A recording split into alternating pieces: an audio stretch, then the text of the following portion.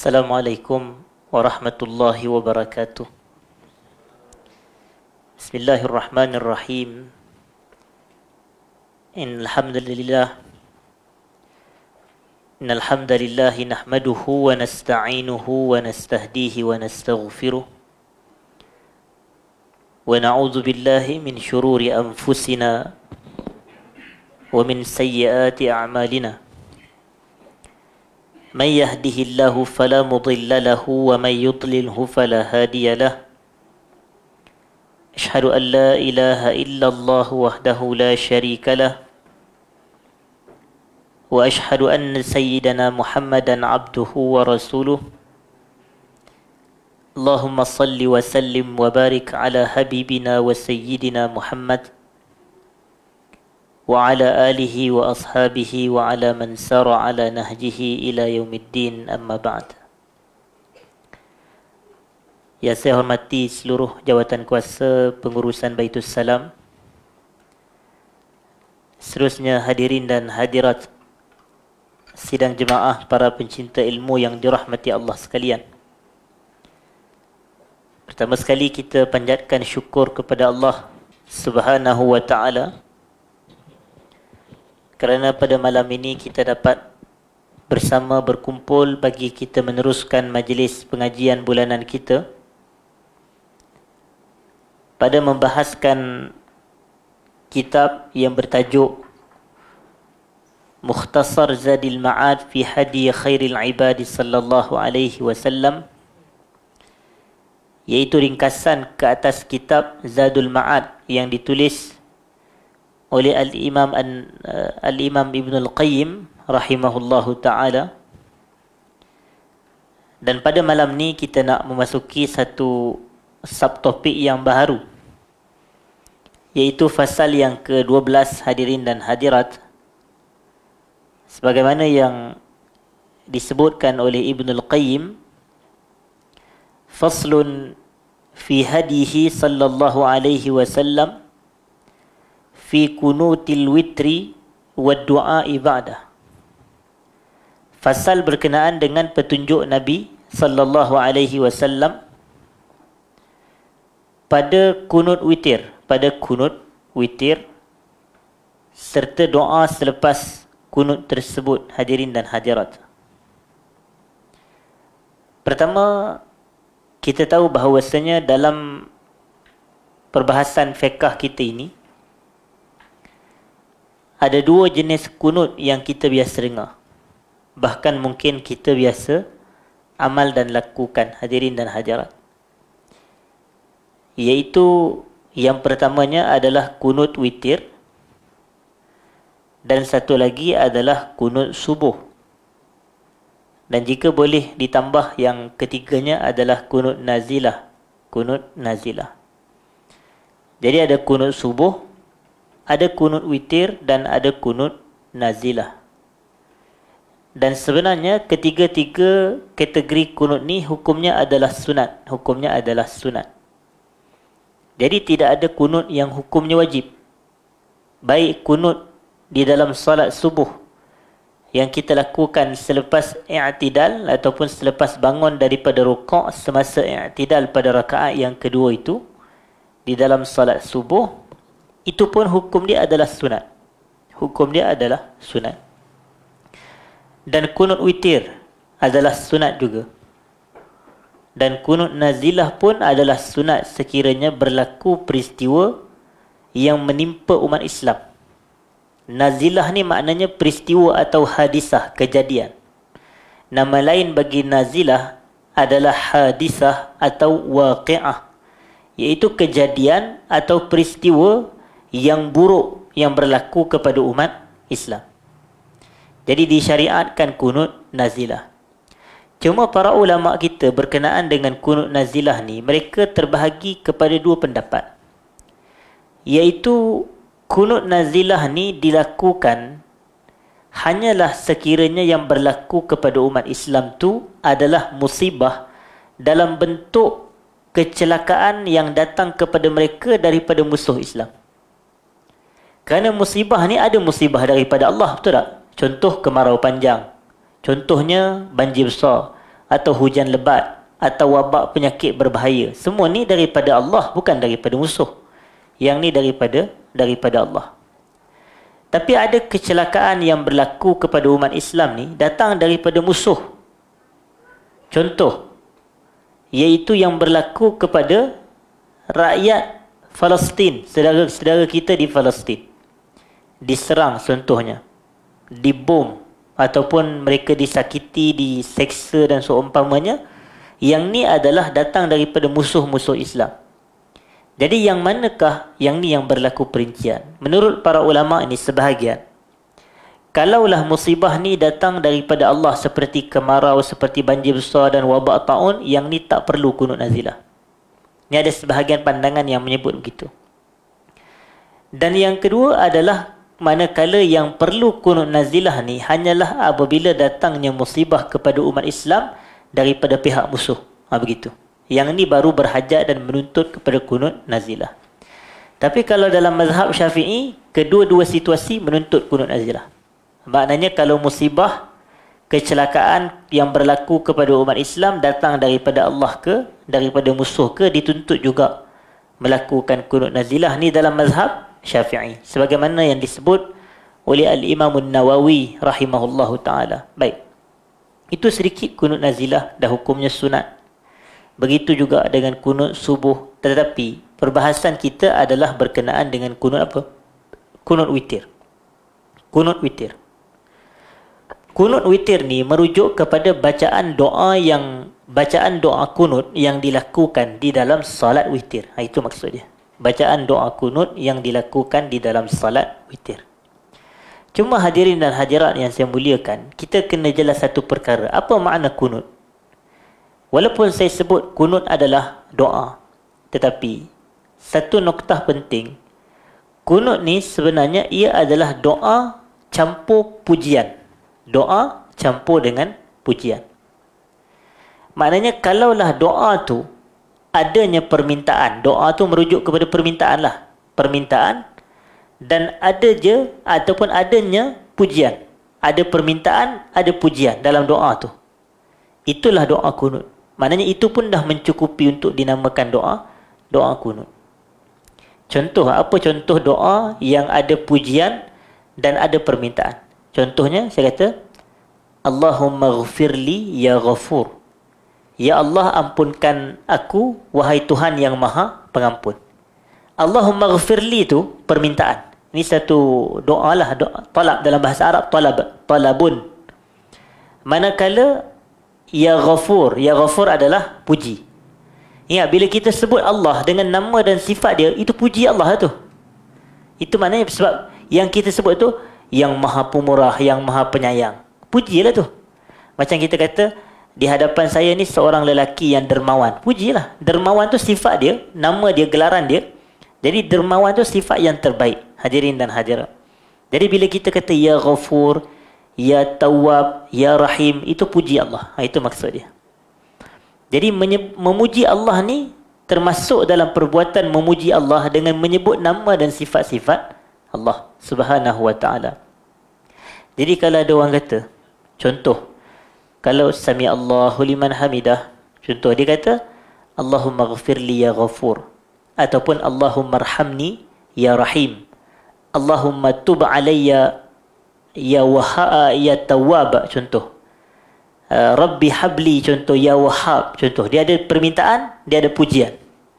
Yang tu pun telah dianggap dia telah membaca kunut. Begitu. Dia telah membaca doa kunut. Kalau macam untuk solat subuh lah. Macam untuk solat subuh. Macam kita katalah, dia bermazhab Syafi'i contohnya. Dan memang orang kata dia kuat ikut mazhab Syafi'i.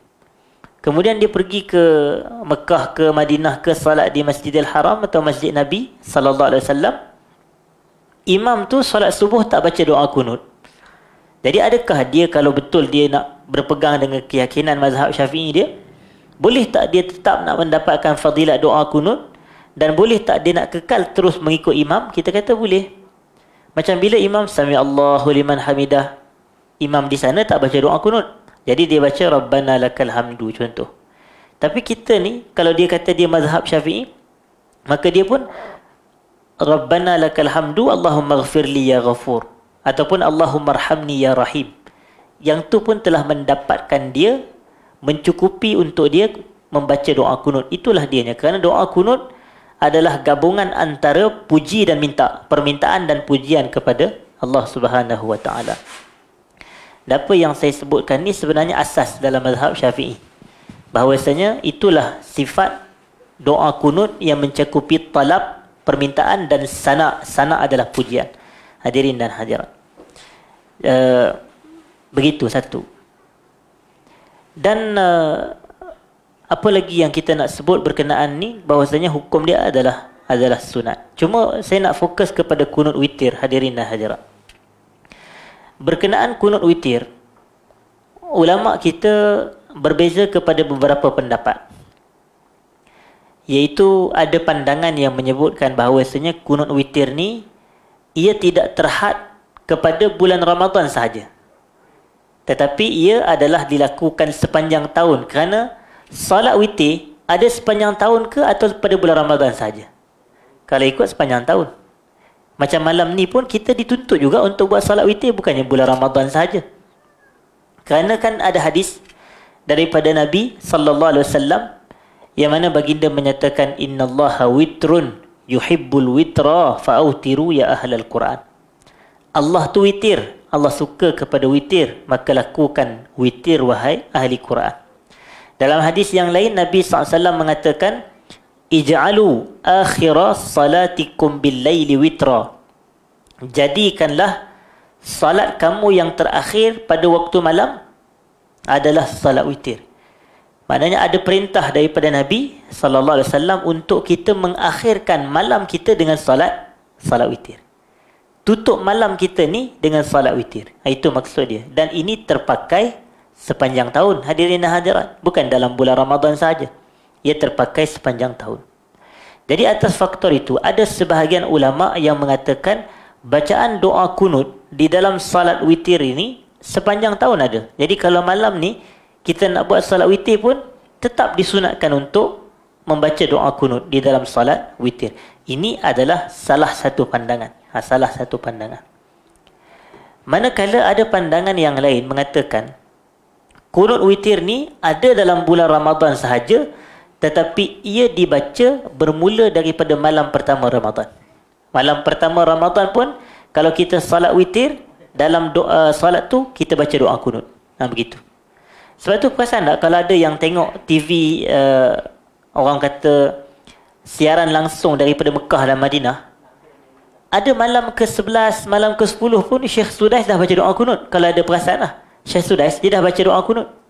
Mana macam Abdul Rahman Sudais ni dia imam di Masjidil Haram. Jadi kalau kita tengok malam ke-11, malam ke-10 dia dah baca doa kunut dah dalam salat witir.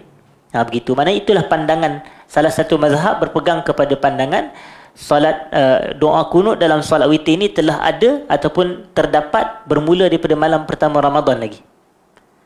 Cuma pandangan yang ketiga pula, yang ni yang mazhab Syafi'i punya pandangan, iaitu doa kunut di dalam salat witir hanya dibaca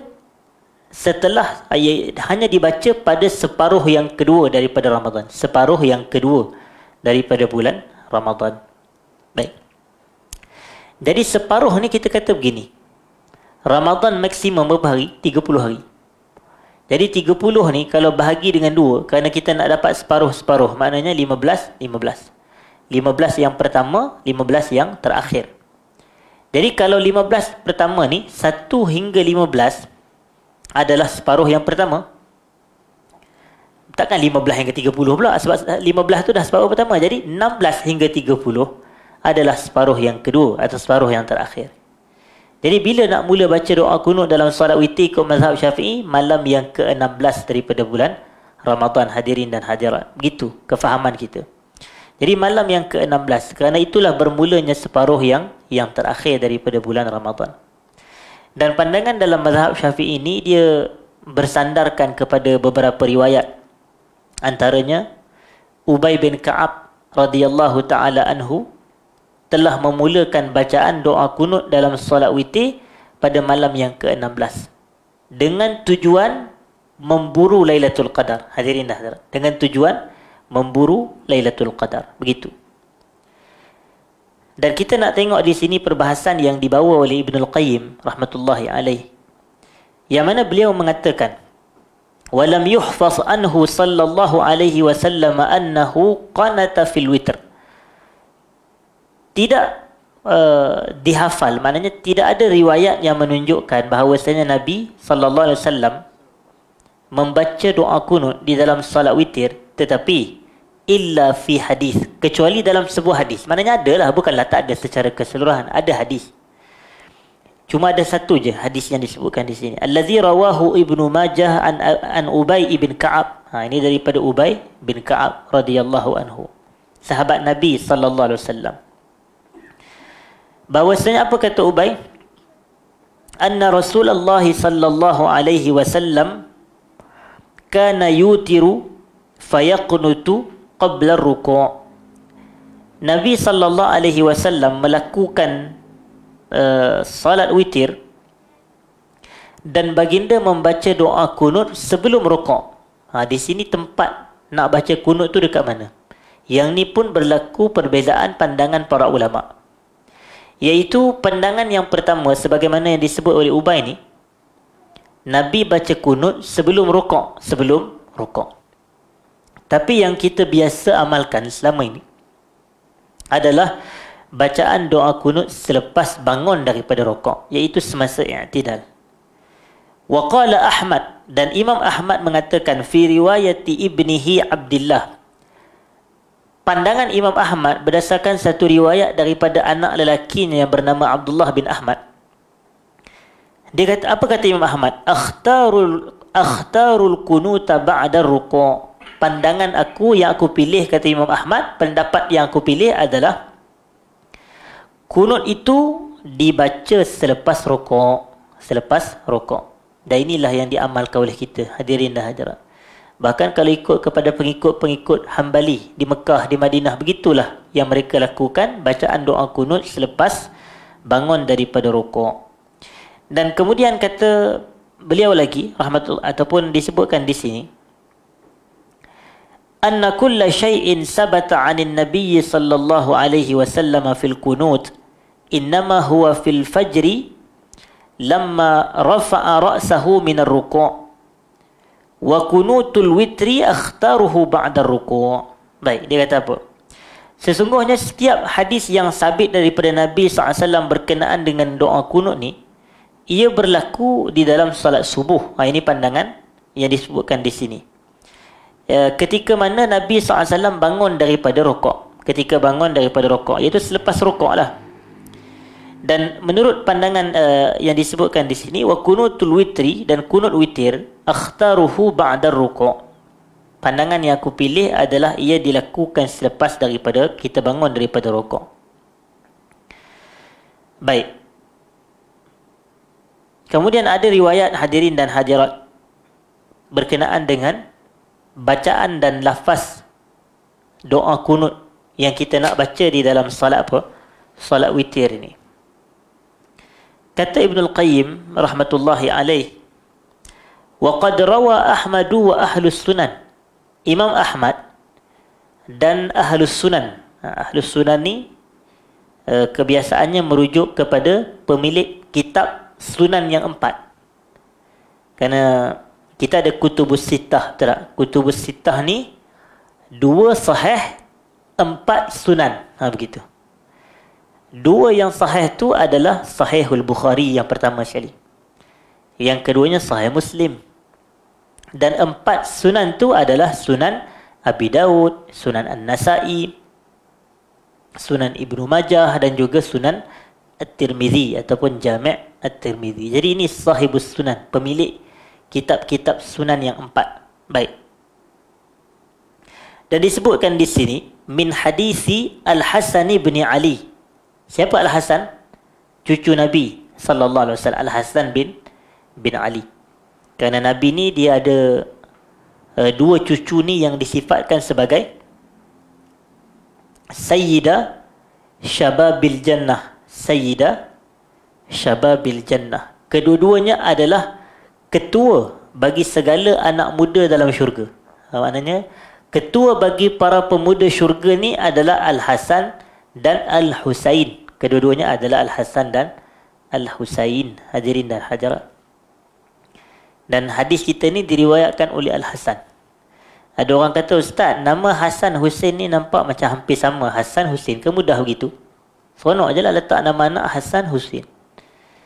Adakah mereka kembar? Ini soalannya. Adakah mereka kembar? Jadi jawapannya tidak. Maknanya Hasan ni abang, Husain adalah adik. Hadirin dan hadirat. Maknanya mereka bukan kembar. Mereka adalah abang dan adik. Hasan adalah abang, manakala Husain adalah adik. Baik.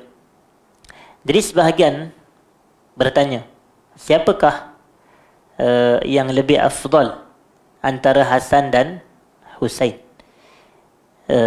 Tapi kita kena jelas dahulu. Bukan makna kalau kita kata Hasan tu afdal, Husain tu buruk. Bukan, jangan salah faham. Afdal kan antara yang baik dan yang lebih baik. Dia bukan antara baik dan buruk, tapi antara baik dan yang lebih baik. Jadi jawapannya adalah Al-Hasan bin Ali lebih afdal berbanding adiknya Al-Husain bin Ali radhiyallahu ta'ala anhum ajma'in. Kenapa? Kerana ada hadis yang menyebutkan, kalaulah tadi, hadis ni tadi yang saya bacakan tadi, kedua-dua Hasan dan Husain ni adalah Sayyida Syababil Jannah. Ketua bagi segala penghulu, ketua bagi segala pemuda dalam syurga. Maknanya disebut perkataan Sayyid untuk Al-Husain ni di syurga. Maknanya di akhirat lah. Tapi untuk Al-Hasan, ada satu hadis yang mana Nabi SAW pernah sebut. Nabi kata, Inna bni hadha Sayyid. Sesungguhnya anak lelakiku ini adalah Sayyid. Nabi merujuk kepada cucunya Al-Hasan. Cucunya Al-Hasan. Dan hadis itulah yang menjadi sandaran sebahagian ulama kita. Boleh tak anak ni ataupun seorang cucu bin kepada datuk? Jawapannya boleh. Hadis tu Nabi panggil Hasan sebagai anak aku. Jadi sebab itulah ada fatwa pandangan yang para ulama dia nak sebut. Dia kata kalau macam isu anak luar nikah sebagai contoh, yang mana dia tak boleh nak bin kepada bapa dia kalau ikut kepada majoriti mazhab. Jadi boleh tak dia nak binkan kepada datuk dia, iaitu ayah kepada mak dia? Kerana mak tu memang betul mak dia lah. Tapi bapa tu tak boleh dan dinasab kepada dia, sebab yang ni adalah air mani yang keluar daripada luar pernikahan. Jadi sedangkan istilah kebapaan tu istilah mulia, istilah agama. Maknanya mesti daripada nikah. Mesti daripada nikah. Mana nak jadikan kita ni bapa kepada anak kita ni, maknanya berhajat kepada kemuliaan ikatan hubungan tu. Maknanya perkahwinan. Kalau tidak, mudah-mudah je tak siapa-siapa orang, pak dia bapa. Begitu. Itu antara yang ketat sedikitlah dalam mazhab sebahagian kita ini. Jadi mereka kata boleh nisbah kepada datuk. Maknanya boleh bin kepada datuk. Kerana Nabi SAW pernah sebut, Inna bni hadha Sayyid. Anak lelakiku ini adalah Sayyid. Wa sayuslihullahu bihi baina fi'ataini azimataini minal muslimin. Dan Allah akan mendamaikan dua kelompok muslimin yang berbalah dengan Al-Hasan. Jadi Al-Hasan inilah yang mendamaikan antara dua kelompok orang Islam yang berbalah, iaitu pengikut-pengikut kepada Muawiyah ibn Abi Sufyan dan juga pengikut-pengikut kepada bapaknya, iaitu Ali bin Abi Talib. Jadi Nabi sifatkan Husain tu Sayyid di akhirat, tetapi Nabi sifatkan Hasan ni Sayyid dunia akhirat. Begitu hadirin hadirat, ketua dunia akhirat. Jadi atas faktor inilah para ulama kita mengatakan Al-Hasan lebih afdal. Dan hadis ni diriwayatkan oleh Al-Hasan bin Ali radhiyallahu anhuma. Qala, beliau berkata, Allamani Rasulullah sallallahu alaihi wasallam kalimat aquluhunna fi kunutil witir. Rasulullah sallallahu alaihi wasallam pernah mengajarkan kepada aku beberapa kalimah untuk aku membacanya di dalam kunut witir. Begitu. Allamani Rasulullah. Dan di sini kita dapat lihat betapa beradabnya keturunan Nabi sallallahu alaihi wasallam dengan Nabi sallallahu alaihi wasallam. Kerana walaupun mereka ni mempunyai hubungan dekat dari sudut kerabat dan nasab, tapi itu tak menjadikan mereka ni tidak memanggil Nabi dengan gelaran Rasulullah sallallahu alaihi wasallam. Tengok macam kalau Aisyah, kalau dia riwayatkan hadis, dia tak akan kata wahai laki aku, dia tak kata begitu, betul tak? Dia akan kata apa? Ya Rasulullah. Dia akan panggil wahai Rasulullah juga, walaupun mereka ni suami isteri. Kita tengok contoh macam dalam hadis yang Nabi Aisyah tengok yang Nabi salat sampai bengkak kaki tu. Kemudian Aisyah timbul tanda tanya, dia kata ya Rasulullah lima fa'alta hadza wa qad ghafara Allahu laka ma taqaddama min dhanbika wa ma ta'akhkhar. Wahai Rasulullah, kenapa buat sampai tahap begini sedangkan Allah dah ampunkan dosa-dosa awak yang terdahulu dan akan datang? Bahasa yang diguna ya Rasulullah. Kalau macam Fatimah anak Nabi sallallahu alaihi wasallam, dia tak kata hadis bapa aku telah menceritakan kepada aku. Tak, dia akan kata apa? Rasulullah telah menyampaikan kepada aku. Sama juga dengan Al-Hasan. Ataupun Sayyidina Ali, kalau diriwayatkan daripada Nabi SAW, dia tak akan kata sepupu aku kata, dia tak akan kata begitu. Ataupun pak mentua aku kata, dia tak sebut pak mentua. Tapi yang dia akan sebut apa? Rasulullah. Ini adab dan akhlak dengan Nabi SAW untuk memanggil Nabi ni dengan gelaran Rasul. Kerana Allah Subhanahu wa taala tidak memanggil Nabi dalam Quran kecuali dengan gelaran ya ayuhan Nabi dan ya ayuhan Rasul. Yang ini akhlak yang kita jelaskan. Kalau macam nabi-nabi yang lain, kita tengok Allah panggil mereka ni dengan nama saja. Ya Adam uskun anta wa zawjukal jannah. Wahai Adam, duduklah awak dan isteri awak dalam syurga. Ya Ibrahim, qad saddaqta ru'ya. Wahai Ibrahim, kau telah benarkan mimpi Tuhan kamu kepada kamu. Ya Zakaria, inna nubashiruka bi ghulamin ismuhu Yahya. Wahai Zakaria, kami memberi khabar gembira kepada kamu dengan lahirnya anak kamu yang namanya Yahya. Ya Isa, inni mutawaffika wa rafi'uka ilai. Wahai Isa, aku wafatkan kamu dan aku angkat kamu ke arahku, kata Allah. Jadi ini menunjukkan Nabi-Nabi. Ya Nuh, ihbit bisalam. Wahai Nuh, naiklah atas bahtera ni dengan selamat. Allah panggil semua Nabi yang lain dengan nama. Adam, Idris, Zakaria, Ibrahim, Isa, begitu. Hadirin dan hadirat. Tapi dalam Quran, 6,236 ayat dalam Al-Quran, kita tak jumpa perkataan dan sebutan dan panggilan Ya Muhammad. Tidak ada. Tidak ada, hadirin dan hadirat. Sebaliknya Allah memanggil Nabi dengan Ya Ayyuhar Rasul, Ya Ayyuhan Nabi. Gelaran Rasul dan gelaran Nabi itu tinggi. Sebab itu para sahabat, Ya Rasulullah, Ya Nabi Allah. Mereka kan biasanya begitu, hadirin dan hadirat. Dan faedah ni disebutkan oleh siapa? Disebutkan oleh Sultanul Ulama Al-Izz ibnu Abdissalam rahimahullah dalam kitabnya Bidayatul Sul fi Tafdhilir Rasul sallallahu alaihi wasallam. Bidayatul Sul fi Tafdhilir Rasul sallallahu alaihi wasallam. Jadi menunjukkan Hasan ni allamani Rasulullah. Tengok bahasa dia. Dia tak kata tu aku bagi tahu. Dia tak kata begitu. Tapi allamani Rasulullah sallallahu alaihi wasallam kalimat aquluhunna fi kunutil witr. Beberapa kalimah untuk aku membacanya di dalam kunut apa? Kunut witir. Hadirin dan hadirat. Kunut witir. Apa dia? Allahumma hadini fi man hadait. Allahumma hadini fi man hadait. Di sini saya nak kena sebut untuk faedah bagi yang hadir secara berhadapan di malam ini dan juga yang melihat secara dalam talian, hadirin dan hadirat. Kadang kita dengar orang baca, imam kebiasaannya baca Allahumma hadini fi man hadait. Dia panjang. Ha tu dia ada alif lepas tu. Sedangkan bukan begitu. Lafaz yang tepat adalah Allahumma hadini fi man hadait. Maksudnya tidak ha dal terus. Dia tidak ada ha alif, tak ada. Hadait. Salah. Hadirin hadirat. Jadi sebutan dia Allahumma hdini fi man hadait. Tak perlu Allahumma hdini fi man hadait. Tak betul. Yang kedua tu tak betul.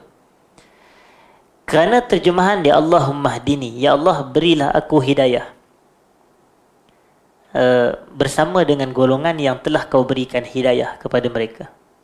Beri aku hidayah bersama dengan golongan yang telah kau berikan hidayah kepada mereka. Dan hidayah ni bagi saya ada satu je, iaitu ibadat kepada Allah. Itulah dia hidayah kita yang kita minta. Banyak tempat dalam Allah kata dalam Quran ni, antaranya wa ani'buduni hadza siratum mustaqim, dan beribadahlah kepadaku ataupun beribadahlah kamu kepadaku, itulah dia jalan yang lurus. Betul tak? Wa ani'buduni hadza siratum mustaqim. Dalam surah apa tu? Dalam surah Yasin. Hadirin dah hadirat. Wa ani'buduni hadza siratum mustaqim. Dan kita minta dalam Al-Fatihah ayat yang ke-6 tu apa dia? Ihdinas siratal mustaqim. Ihdinas siratal mustaqim. Kita minta hidayah agar Allah kurniakan kita jalan yang lurus. Jalan yang lurus adalah ibadat kepada Allah Subhanahu wa taala yang menghimpunkan antara ilmu dan amal yang saleh. Hadirin dan hadirat. Ilmu yang bermanfaat serta amal yang saleh. Dan bila dikatakan fiman hadaita ini merujuk kepada yang Allah kata dalam surah An-Nisa. Allah kata, "Wa may yuti'illaha war rasul fa ulaika ma'al ladzina an'ama Allahu 'alaihim minan nabiyyin was-siddiqin wasyuhada was-salihin wa hasuna ulaika rafiqa." Sebab perasan tak Allah kata ihdinas siratal mustaqim, sambungannya siratal ladzina an'amta 'alaihim. Jalan golongan, maknanya jalan yang mustaqim tu adalah jalan golongan yang Allah bagi nikmat. Siapa dia Allah bagi nikmat? Itu yang Allah kata dalam surah An-Nisa, "Wa may yuti'illaha war rasul fa ulaika ma'al ladzina an'ama Allahu 'alaihim." Siapa taat kepada Allah, tadi siratal ladzina an'amta 'alaihim, yani fa ulaika ma'al ladzina an'ama Allahu 'alaihim. Al-Quran ni dia saling kena kaitkan antara satu sama lain, baru kita dapat kefahaman. Kerana Quran ni saling menguatkan, hadirin. Tidak ada sebarang percanggahan antara satu ayat dengan ayat yang lain. Bila tidak ada percanggahan, yang ada hanyalah pengukuhan dan menguatkan antara satu sama lain. Jadi Allah kata faulaika ma'al, siapa yang taat kepada Allah dan Rasul, maka mereka akan bersama dengan golongan yang telah Allah bagi nikmat kepada mereka dari kalangan para nabi, para siddiqin, para syuhada, para salihin. Hadirin dan hadirat. Begitu. Jadi itulah yang kita minta. Allahumma hdini fi man hadait. Dan disunatkan bagi makmum apabila imam membaca doa ni, amin. Disunatkan untuk dia membaca amin. Kemudian wa'afini fi man afait. Yang ni baru betul afait tu, baru betul ada alif. Wa'afini fi man afait. Kau berikan kepadaku afiah. Afiah. Bersama dengan golongan yang telah kau beri afiah kepada mereka. Dan afiah ni adalah kesejahteraan daripada malapetaka. Hadirin dan hadirat. Sebab tu bila kita ni, orang tanya sihat ke, kita kata sihat wal afiat. InsyaAllah sihat wal afiat. Tapi biarlah sebutan betul kan. Wal afiat betul lah. Sihat wal afiat. Apa dia wal afiat? Jadi salah. Kadang orang kita ni walapiat. Terlain tu. So orang kita ni fa apa dipakannya. Kan banyak paman, mana boleh faman sakulat. Paman tu pakcik. Betul ke? Jadi ini paman. Kadang baca Quran ni tak boleh dengan dialek kita punya ni, latar belakang kena ikut Arab. Kena baca bahasa Arab. Begitu. Hadirin dan hadirat. Afiat adalah kesejahteraan daripada bala bencana. Nas'alullah al-afwa wal-afiyah. Yang mana saya tertarik dengan, ada sebuah kitab saya nak cadangkan kalau ada dalam kalangan jemaah kita di sini yang boleh bahasa Arab. Saya cadangkan untuk membaca kitab Syarah Doa Kunut, tajuk dia. Syarah Doa Kunut. Ada kitab syarah doa kunut ditulis oleh Fadilatul Allamah Muhammad bin Saleh Al-Utsaimin rahimahullah. Syekh Muhammad bin Saleh Al-Utsaimin rahimahullahu taala, sangat baik dan kitab yang sangat-sangat nipis sebenarnya. Bayangkan betapa hebatnya para ulama kita ni. Tulis kitab nipis, faedahnya banyak, hadirin dan hadirat. Macam kadang kalau kita tengok penulis-penulis buku ni, dia tulis buku tebal, jenuh kita nak mengeluarkan faedah, tak jumpa, hadirin dan hadirat. Ada yang buku, kan perasan tak buku-buku yang jenis-jenis hipster zaman sekarang ni? Bukanlah ini contoh je. Kalau kita tengok kat kedai-kedai yang buku 50 kata-kata hikmah artis sekian, ada kan ada tu. Tapi tak payah sebutlah artis mana kan. Kan ada 50 kata hikmah apa tu. Kalau kita buka ni, yang atas ni kosong je. Ada satu, saya mencintai kamu. Itu je ayat dia. Kemudian muka surat berikutnya pula, Allah kita kata. Tak apa faedahnya, tapi buku tebal. Ayatnya sikit je. Betul tak? Pernah jumpa tak buku-buku gitu? Kena banyak pergi MPH ke popular, jumpalah buku-buku gitu. Jadi kita tengok Allah kita kata. Kenapa? Maknanya buku tebal tapi faedah tak banyak. Tapi kalau buku yang syarah doa kunut ni nipis je. Faedah dia begitu banyak. Dan apa kata penulis kitab syarah doa kunut? Dia kata afiat yang kita minta ni daripada dua kategori penyakit dia kata. Penyakit ni dia kata ada dua. Yang pertama penyakit zahir, penyakit zahir. Dia kata penyakit zahir ni penyakit jasad, penyakit jasad. Yang kedua adalah penyakit lawan kepada zahir apa? Zahir dan batin. Hadirin dan hadirat. Itu yang kita kata selamat raya maaf zahir batin. Kerana zahir dan batin. Jadi dia kata sakit yang kedua pula adalah sakit batin. Dan sakit batin ni merujuk kepada maradul qalb, sakit jantung, qalbu kita. Bukan sakit jantung yang kita faham tu. Tak, ni sakit qalbu, penyakit hati. Itu maksud penyakit hati. Ada penyakit jasad dan ada penyakit hati. Kedua-dua kita minta afiat daripada Allah menerusi bacaan doa ni lah. Wa'afini fi man afait. Kita minta perlindungan Allah, Allah bagi kita afiat, kesejahteraan daripada penyakit jasad dan penyakit hati. Yang lebih bahaya yang mana? Kedua-duanya bahaya. Yang lebih bahaya penyakit hati. Hadirin dan hadirat. Penyakit jasad ni contoh demam, batuk-batuk, semua tu penyakit jasad lah tu. Apa lagi kencing manis, darah tinggi, COVID. Begitu, itu semua adalah penyakit jasad. Hadirin dan hadirat. Tapi yang kedua penyakit yang lagi bahaya daripada penyakit jasad ni adalah penyakit hati. Penyakit hati. Penyakit hati ni seperti apa? Seperti yang ujub, rasa bangga diri, seperti riak, seperti takabur, seperti macam-macam hasad. Ini antara penyakit-penyakit hati. Lagi bahaya hadirin dan hadirat daripada penyakit jasad. Kenapa saya kata bahaya?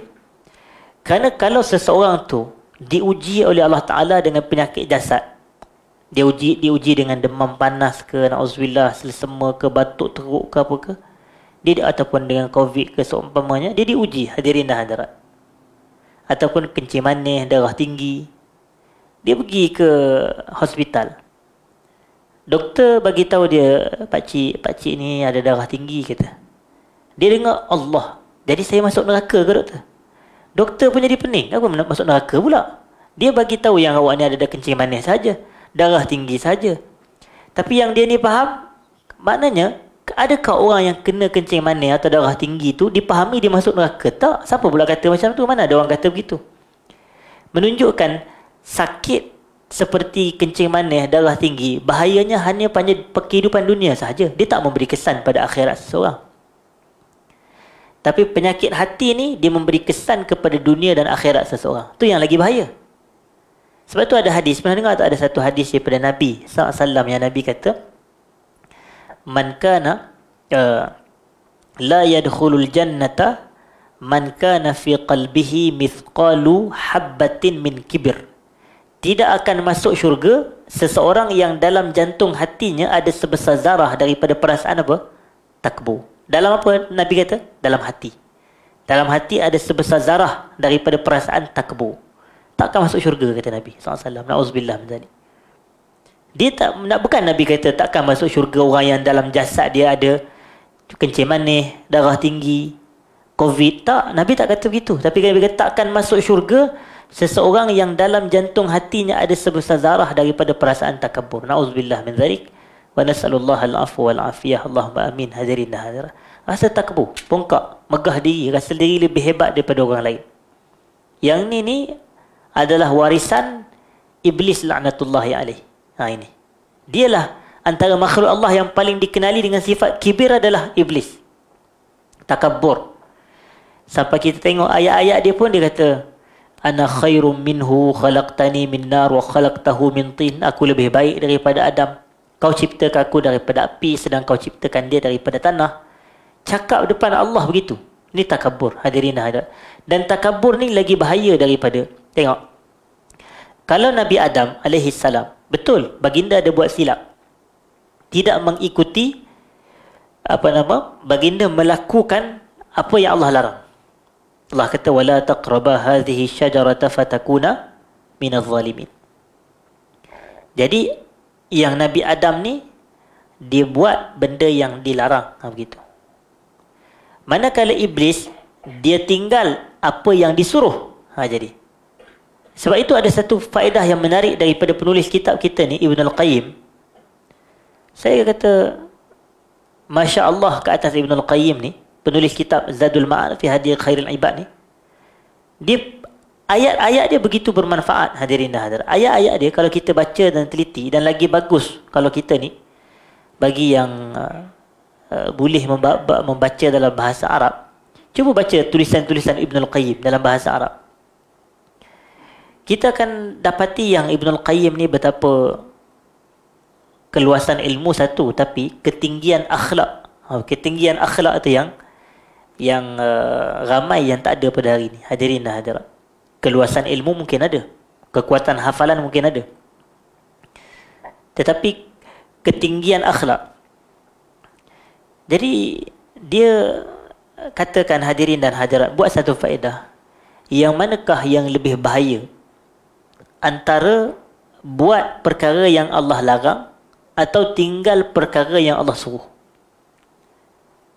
Jadi Ibn Al-Qayyim kata yang lebih bahaya adalah yang meninggalkan perkara yang Allah suruh, berbanding buat benda yang dilarang. Buat benda yang dilarang pun berdosa dan bahaya, tapi yang lagi bahaya daripada itu adalah meninggalkan suruhan Allah. Kemudian Ibn Al-Qayyim mendatangkan hujah. Dia kata tengok antara iblis dengan Adam alaihissalam.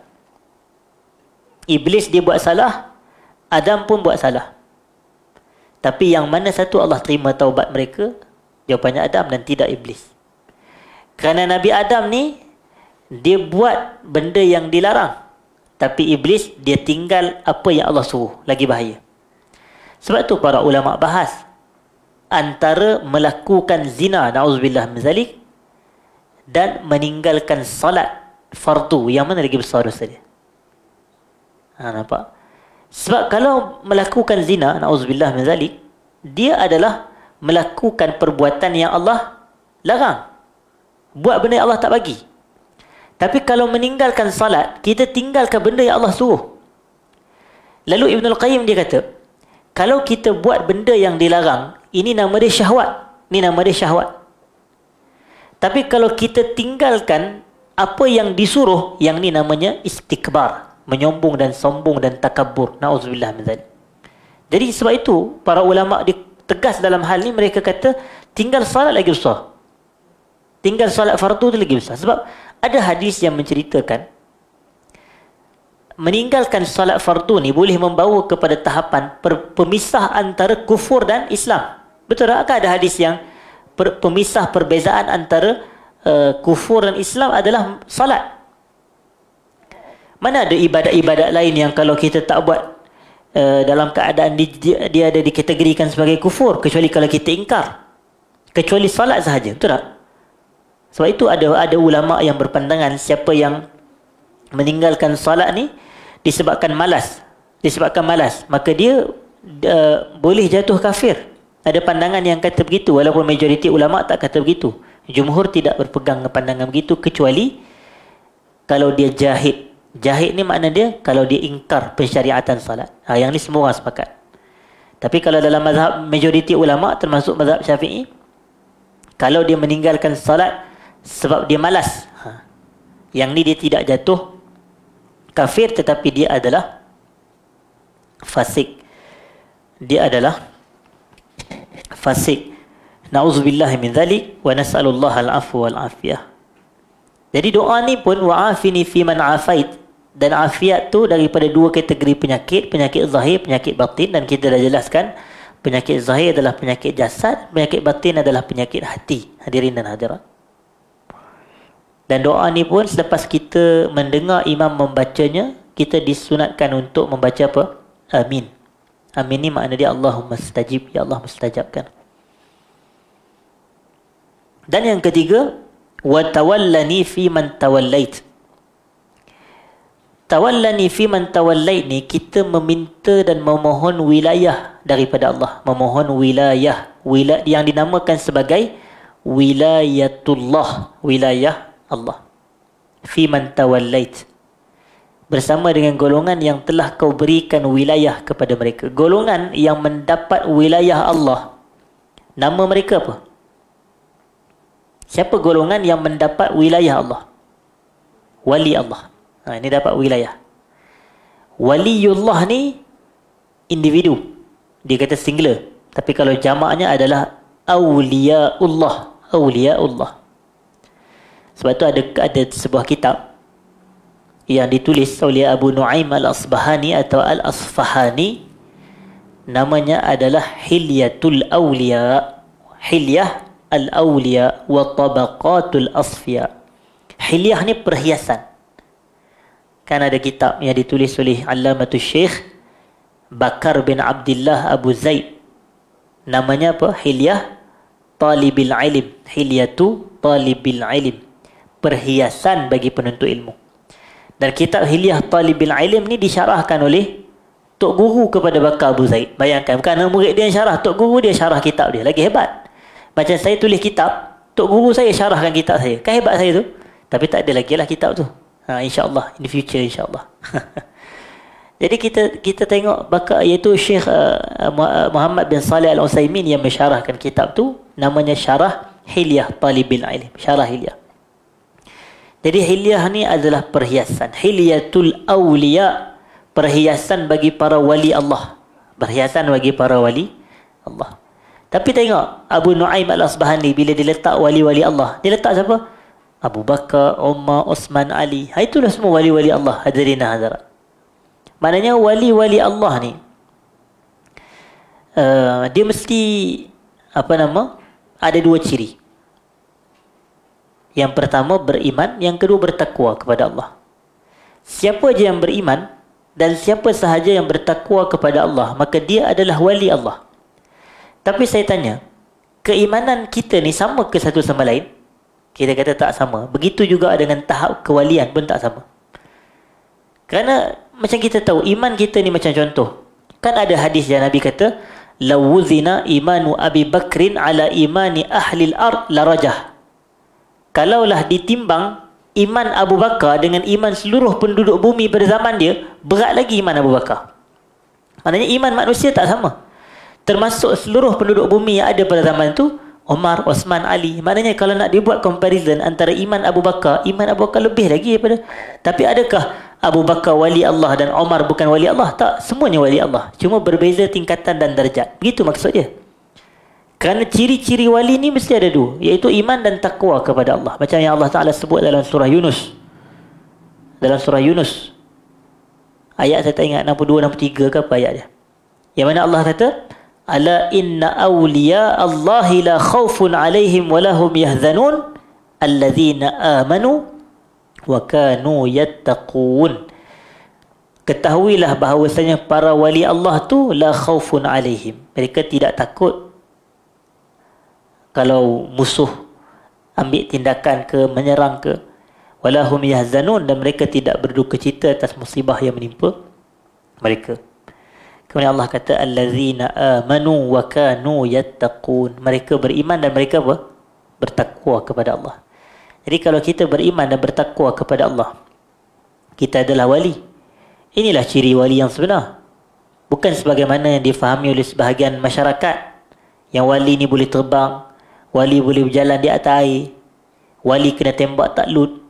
Wali kena langgar ETS tak mati. Allah hebat benar langgar ETS tak mati, hadirin dan hadirat. Kenapa saya kata ETS? ETS lagi laju. Bukannya KTM biasa tu. KTM slow je. Hadirin lah. ETS. Jadi macam-macam orang kita. Dia dapat kata okey, kalau terjun Eiffel Tower tak mati. Kalau macam di negara kita ni, kalau terjun itulah PNB 118 tu, Merdeka Tower, orang tu seolah tak mati. Jadi dikata itulah ciri-ciri wali. Tak, itu bukan ciri-ciri wali. Ciri wali ni beriman, bertakwa kepada Allah. Dan neraca iman dan takwa ni Quran dan Sunnah. Ini disebut oleh Al-Imam Syafi'i rahmatullahi alaih, idza ra'aitumur rajul yatiru fil hawa'i wa yamshi 'alal ma' fala taghtarru bihi hatta ta'ridu amrahu 'alal kitab was sunnah. Ini kata-kata Al-Imam Syafi'i. Idza ra'aitumur rajul, kalau kamu melihat seorang lelaki yatiru fil hawa, dia terbang di langit, kata Imam Syafi'i. Wa yamshi 'alal ma', berjalan atas air. Imam Syafi'i kata apa?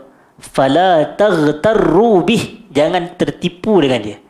Bukan Imam Syafi'i kata silalah belajar dan berguru dengan dia. Imam Syafi'i tak kata begitu.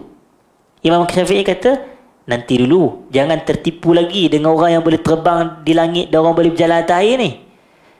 Tapi Imam Syafi'i kata hatta ta'ridu amrahu 'alal kitabi was sunnah. Sehinggalah kamu membentangkan, menghamparkan urusan dia ini di atas Quran dan Sunnah. Kena bagi ikut neraca Quran dan Sunnah. Kalaulah dia ini bercakap mengikut Quran dan Sunnah, kita terima cakap dia walaupun dia tak boleh terbang di langit. Tapi kalau percakapan dia menyelisihi Quran dan Sunnah, kita tolak kata-kata dia sekalipun dia boleh berjalan atas air. Hadirin dan hadirat. Kerana kayu ukur kita bukan boleh terbang, bukan boleh berjalan atas air. Kayu ukur kita adalah Quran dan Sunnah Nabi sallallahu alaihi wasallam. Ini disebut oleh Al-Imam Syafi'i, Nasirus Sunnah, pembela sunnah. Al-Imam Syafi'i rahmatullahi alaih. Jadi itulah ciri-ciri wali Allah yang sebenar, hadirin dan hadirat. Dan wali Allah ni iman dan takwa. Selain daripada itu, ciri-ciri mereka ini adalah mereka menjaga yang wajib dan mereka memperbanyakkan ibadah yang sunat. Ini antara ciri utama wali Allah. Mereka menjaga dan memelihara ibadah yang wajib serta mereka memperbanyakkan ibadah-ibadah yang sunat. Apa contoh? Apa bukti dia? Buktinya begini. Ada sebuah hadis kursi yang diriwayatkan oleh Nabi sallallahu alaihi wasallam daripada Allah Subhanahu wa taala. Allah kata apa? Allah kata man ada li waliyan. Allah guna bahasa tu. Man ada li waliyan faqad azantuhu bil harb. Siapa yang menyakiti, memusuhi wali aku isytihar perang kepada dia. Maknanya jangan kita menyakiti dan memusuhi wali Allah. Isytihar perang, aku isytihar perang kepada dia. Bila Allah cerita tentang wali, tiba-tiba Allah sambung selepas daripada itu, Allah kata apa? Ma taqarraba ilayya abdi bi syai'in ahabba ilayya mimma aftaradtuhu alaih. Tidaklah seorang hambaku mendekatkan dirinya kepadaku dengan ibadah yang lebih aku suka berbanding ibadah yang aku fardukan kepada dia. Maknanya kita ni kalau kita nak dekat dengan Allah, yang paling Allah suka adalah bila kita buat ibadat yang fardu. Salat fardu, puasa wajib, zakat, haji. Yang ni yang wajib. Kalau kita nak dekat diri dengan Allah, jaga benda-benda begini, hadirin, kerana ini yang wajib. Kemudian Allah sambung. Allah kata, "Wala yazalu 'abdi yataqarrabu ilayya bin nawafil hatta uhibbah." Sentiasalah seorang hamba itu mendekatkan dirinya kepadaku dengan ibadah-ibadah sunat sehingga aku menjadi sayang kepada dia. Ibadah sunat macam salat sunat, puasa sunat, sedekah sunat, begitu, hadirin dan hadirat. Dan Allah sambung, Allah kata fa iza ahbabtuhu kuntu sam'ahu allazi yasma'u bihi wa basarahu allazi yubsiru bihi wa yadahu allati yabtishu biha wa rijlahu allati yamshi biha fa idza sa'alani la u'tiyannahu wa idza ista'adzani la u'izannahu, kata Allah. Dan apabila aku sayang kepada dia, maka aku ni akan memimpin dan memandu pendengarannya, penglihatannya, tangannya, kakinya. Bila dia minta kepada aku bagi. Bila dia mohon perlindungan daripada aku lindungi. Begitu, hadirin hadirat. Dan atas faktor itulah para ulama seperti yang saya kata tentang kitab syarah doa kunut tadi. Dalam kitab tersebut penulisnya mengatakan bahawasanya wilayah daripada Allah ni ada dua. Wilayah daripada Allah ni ada dua. Yang pertama adalah an-nusrah, pertolongan dan bantuan daripada Allah. An-nusrah. Dan yang kedua adalah al-mahabbah, kasih sayang. Pertolongan dan bantuan serta kasih sayang. Hadis itulah dalil dia.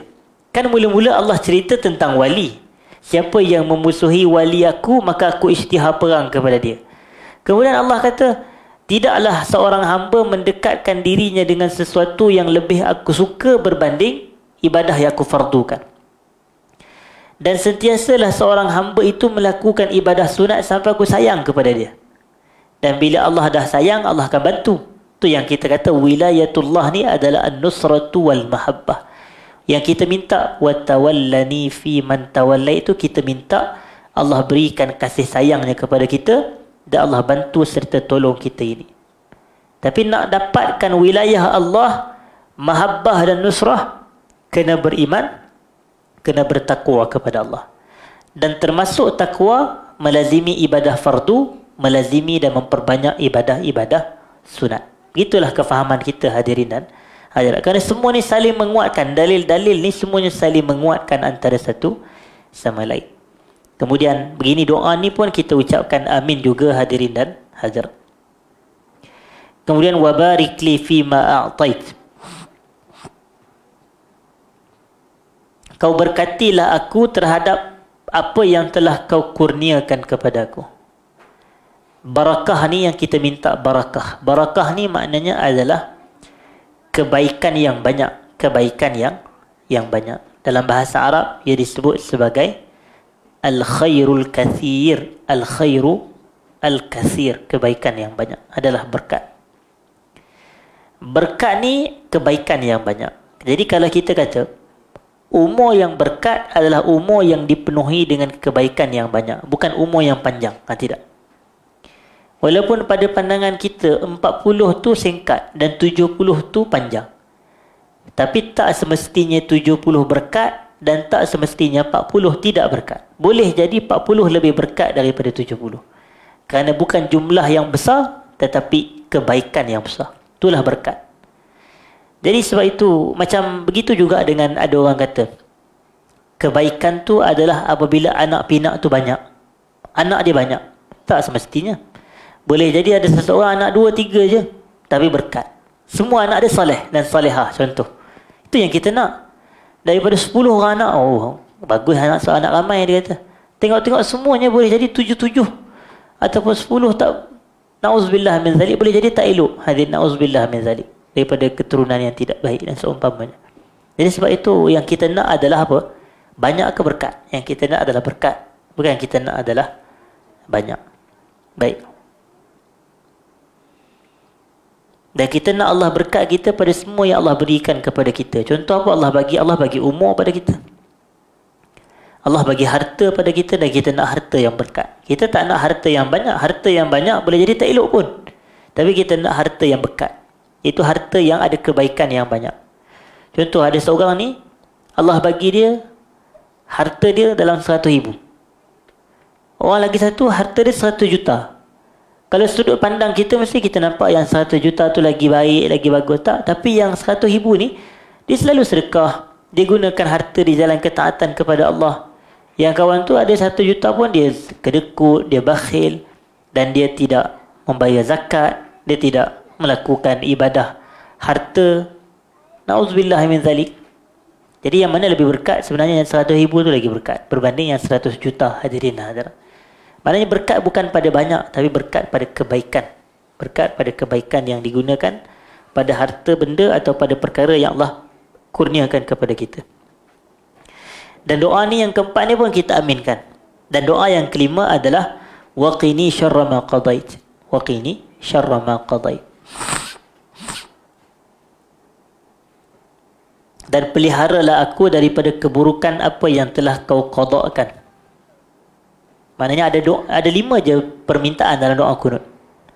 Jadi yang kelima-lima ini sahaja yang kita kena aminkan, hadirin hadirat.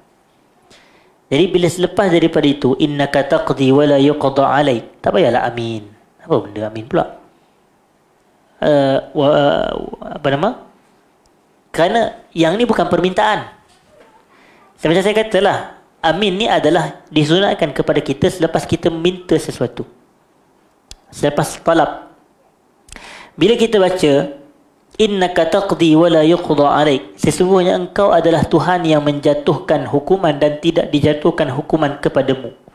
Ada tak permintaan kat situ? Tak ada kan? Ini statement.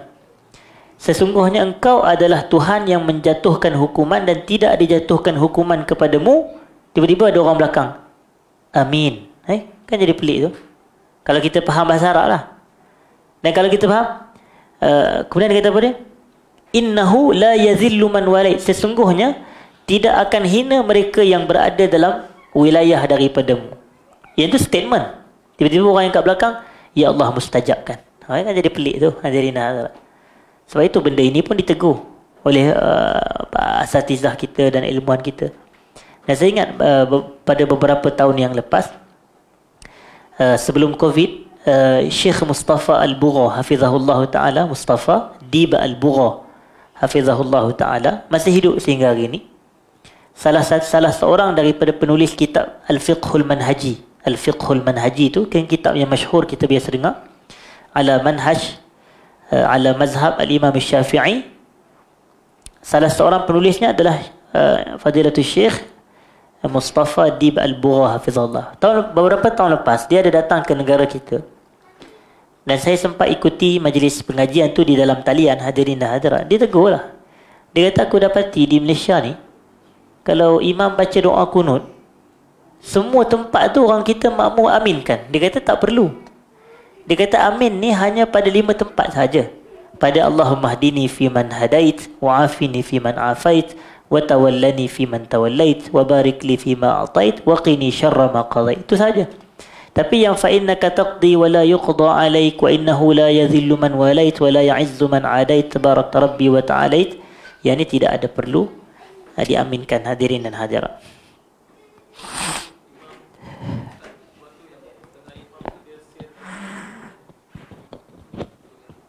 Baik, soalan yang baik. Sebab itu di sebahagian tempat, apabila fa innaka taqdi wa la yuqda alaik tu adalah dia terbaca secara perlahan. Tetapi sebenarnya isu ni dalam kalangan Syafi'iyah sendiri pun khilaf. Sebahagian mereka cenderung bahawasanya dibaca kuat pada keseluruhannya. Maknanya fa innaka taqdi pun dibaca kuat. Manakala sebahagian ulama Syafi'iyah yang lain berpendapat bahawasanya diperlahankan. Kedua-duanya ada pandangan. Dalam mazhab Syafi'i pun ada dua pendapat dalam isu ni. Jadi sebenarnya kalau kita memilih untuk baca kuat pada keseluruhannya, itu adalah salah satu qaul mazhab. Dan kalau kita memilih nak baca perlahan tu, itu pun pendapat mazhab juga. Jadi kita tak keluar pun daripada mazhab, hadirin dan hadirat. Jadi maknanya di sini boleh dibaca, cuma makmum kena ada kefahaman. Sebenarnya kalau imam membaca kuat, makmum kena ada kefahaman bahawasanya amin tu hanya pada 5 permintaan itu sahaja, sampai kepada waqini syarra ma qadait. Waqini syarra ma qadait ni, saya nak, sebelum saya tutup, hadirin dan hadirat, kita tahu bahawasanya ada satu hadis yang Nabi kata wasyarru la yunsabu ilaik, dan keburukan tak boleh dinisbahkan sama sekali kepadamu ya Allah. Mana boleh nisbah keburukan kepada Allah? Sebab tu tuan-tuan biasa dengar istilah yang orang kita dah sebut, kalau yang baik tu datang daripada Allah dan yang buruk datang daripada diri saya. Kita tak boleh kata yang buruk datang daripada Allah, walaupun hakikatnya segala yang berlaku itu adalah daripada Allah. Tapi kerana ada hadis yang menyebut wasyarru la yunsabu ilaik, tak boleh nisbah keburukan kepada Allah. Tapi hadis ni kan Nabi kata waqini syarra ma qadait. Adakah Nabi kontradik? Tak, mustahil Nabi kontradik. Jadi yang kita kena betulkan adalah kefahaman kita. Bukan hadis tu yang diperbetulkan. Orang kita ni kadang-kadang bila dia baca hadis yang dilihat pelik, dia nak pergi berbetulkan hadis tu. Padahal yang kita kena betulkan dulu adalah apa? Kefahaman kita, cara nak faham hadis tu yang paling utama. Kalau kedua-dua hadis sahih, kalau hadis tu satu palsu, satu sahih, mudahlah kita reject yang palsu ni. Kita tak payah nak pening-pening kepala dah. Yang ni bertembung kepada dia hadis palsu dengan hadis sahih, dia jadi pening. La ilaha illallah, tinggalkan hadis palsu tu. Maknanya gunakan hadis sahih. Jadi itu kaedah kita. Tapi ni ada dua hadis yang mungkin kita nampak adanya percanggahan. Jadi kita kena betulkan kefahaman kita dulu. Jangan nak ubah pula hadis tu. Betulkan kefahaman kita. Jadi kefahaman dia begini. Nabi dalam doa kunut yang Nabi ajar kepada Hasan ni, waqini syarra ma qadait, Nabi tak nisbah keburukan kepada Allah. Kalau nisbah keburukan kepada Allah, Nabi akan kata waqini syarra qadaik. Begitu. Yang tu dia akan jadi lafaz macam tu. Tapi kalaulah Nabi kata waqini syarra ma qadait, yang ni bukan nisbah keburukan kepada Allah. Kita tahu begini. Qada Allah. Qada ni ketetapan Allah lah. Walaupun sebahagian ulama membezakan qada dengan qadar, tapi sebahagian yang lain mengatakan qada dan qadar tu sama aja. Ada khilaf lah dalam isu ni. Qada Allah, ketetapan Allah ni semuanya adalah apa? Baik ke buruk? Semuanya baik. Ketetapan Allah ni semuanya baik. Maknanya atas sekali ni baik. Kalau kita buat gambar rajahan, atas sekali qada Allah semua baik. Tapi qada Allah ni datang dalam dua pecahan. Yang pertama dalam bentuk kebaikan ataupun kesenangan. Yang kedua dalam bentuk keburukan dan kesusahan. Asasnya dia baik, tapi dia ada pecahan. Sebab tu ujian datang dalam dua bentuk, betul tak? Senang dan susah, baik dan buruk. Yang inilah ujian datang. Kan dalam Quran banyak sebut perkataan macam ni. Allah kata wa balawnahum bil hasanati was sayyiat la'allahum yarji'un. Wa nabluukum bisyarri wal khairi fitnah wa ilaina turja'un. Kami akan uji mereka atau kami menguji mereka bil hasanat was sayyiat, dengan kebaikan dan kesusahan. Wa nabluukum bisyarri wal khairi fitnah. Kami menguji kamu dengan keburukan dan kebaikan sebagai ujian. Jadi maknanya ujian ni datang dalam dua bentuk. Yang satu yang baik, satu yang buruk. Yang ni yang kita nak minta perlindungan tu. Kita nak minta perlindungan daripada ujian-ujian yang kadang-kadang mendatangkan keburukan pada diri kita. Macam contohnya kebakaran, kemalangan, orang pecah masuk rumah, contoh begitu. Na'udzubillah min zalik. Jadi itulah yang maknanya yang Nabi minta perlindungan, waqini syarra ma qadait tu. Tapi sekiranya berlaku juga kepada kita, perasan tak ada orang kalau contoh rumah dia terbakar atau keburukan, kemalangan yang berlaku pada diri dia, apa yang dia akan buat? Dia akan kembali kepada Allah. Dia akan kembali kepada Allah. Jadi bukankah ujian tu menjadi asbab kepada dia untuk kembali kepada Allah? Itulah qada Allah yang baik tu. Maknanya contoh, bila dia kemalangan, dia jadi dekat dengan Allah. Bila dia aksiden ataupun contohlah orang kita ni lah, kalau dia demam sikit je, ya Allah kau sihatkanlah aku. Padahal masa dia sakit, tak ada pun dia sebut perkataan macam tu. Tapi kalau dia demam, ya Allah tolonglah bagi aku, kan kata aku bernazar kepada-Mu, dan nazar pula. Hadirin dan hadirat, kalau sekiranya kau bagi aku kesembuhan yang segera aku akan puasa 3 hari. Padahal masa dia sihat dia tak nak puasa pun. Tapi bukanlah salah. Benda tu boleh je nak buat, bukannya diwajibkan, tak, tapi boleh. Hadirin dan hadirat. Jadi sebab tu kadang macam saya selalu ceritalah, hadirin dan hadirat, adalah seorang ni, budak muda ni, dia memang sama hari tak pernah pergi masjid. Untuk sembahyang 5 waktu berjemaah, sembahyang Jumaat pergilah. Tapi kebetulan ada satu hari motor dia kena curi orang. Hadirin dan hadirat. Malam tu datang masjid dia. Motor kena curi. Malam tu datang masjid, buat sembahyang hajat, minta Tok Imam baca Yasin. Hadirin, tolong doakan supaya motor. Selama hari tak nak buat, tapi bila dia buat begitu, maknanya menggambarkan bila ada keburukan berlaku kepada dia, dia akan kembali kepada Allah.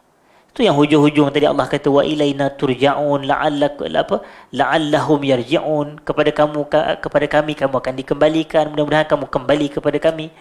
Allah kata dalam surah Ar-Rum, zaharal fasadu fil barri wal bahri bima kasabat aydin nas liyudhiqahum ba'da allazi 'amilu la'allahum yarji'un.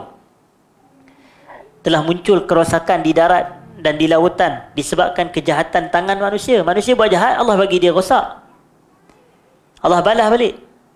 dan liuziqahum ba'dal supaya Allah nak bagi rasa apa yang mereka buat. Mudah-mudahan mereka kembali kepada Allah. Hadirin, mudah-mudahan mereka kembali kepada Allah. Jadi bila ujian keburukan tu nak mengajak kita kembali kepada Allah, dan akhir itulah qada Allah yang baik. Itu yang maksud Nabi waqini syarra ma qada itu. Bukannya Nabi tak kata waqini syarra qadaika, tak. Nabi tak kata keburukan qada. Qada Allah semua baik, tak ada yang buruk. Tapi ma qada itu ada yang baik, ada yang buruk. Begitu. Ini faedah yang saya dapat daripada syarah doa kunut ditulis oleh Syekh Muhammad bin Salih Al-Utsaimin rahmatullahi alaih. Baik. Jadi selesai perbahasan kita dan semua habis. Fa innaka taqdi wa la yuqda alai innahu la yadhillu man walait tabarakta rabbana wa ta'ala.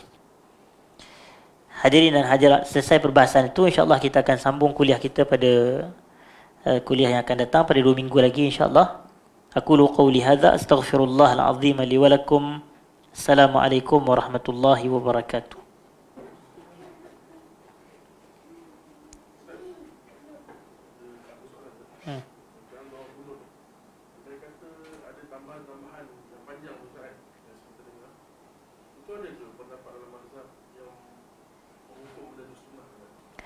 Sebenarnya bacaan doa kunut yang kita sebutkan tadi, Allahumma hdini fi man hadini, salah satu bacaan.